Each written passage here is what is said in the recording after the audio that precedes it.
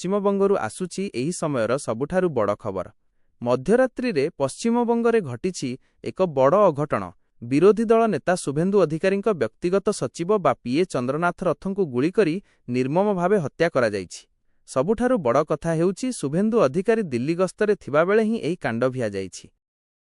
ଯେତେବେଳେ ବିଜେପି ରାଜ୍ୟରେ ସରକାର ଗଠନ ପାଇଁ ରଣନୀତି ପ୍ରସ୍ତୁତ କରୁଛି, ଠିକ୍ ସେତିକିବେଳେ ଏହି ହତ୍ୟାକାଣ୍ଡ ଗଣତନ୍ତ୍ରକୁ ଲଜ୍ଜିତ କରିଛି। ସୂଚନା ଅନୁସାରେ ଗତକାଲି ବିଳମ୍ବିତ ରାତିରେ ଚନ୍ଦ୍ରନାଥ ରଥଙ୍କୁ ଟାର୍ଗେଟ କରି 4 ରାଉଣ୍ଡ ଗୁଳି ଚଳାଇଥିଲେ ଦୁର୍ବୃତ୍ତ। ଅଭିଯୋଗର ତୀର ବିଜେପି ଶିବିରରୁ ଆସୁଥିବା ଅଭିଯୋଗ ଅନୁଯାୟୀ ମମତା ବାନାର୍ଜୀଙ୍କ ପ୍ରରୋଚନାରେ ଟିଏମ୍ସିର ଗୁଣ୍ଡା ବାହିନୀ ଏହି ହତ୍ୟାକାଣ୍ଡ ଘଟାଇଛି।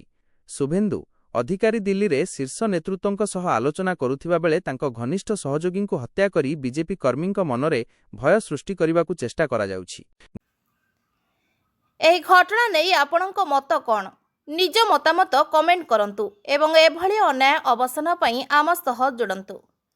ଅପଡେଟ୍ ତଥ୍ୟ ପାଇଁ ଆମ ଚ୍ୟାନେଲକୁ ସବସ୍କ୍ରାଇବ୍ କରନ୍ତୁ ଏବଂ ବେଲ୍ ଆଇକନ୍ ଦବାନ୍ତୁ। ଭୁବନେଶ୍ୱରରୁ Sushant Nayak report, prime time press. ନମସ୍କାର।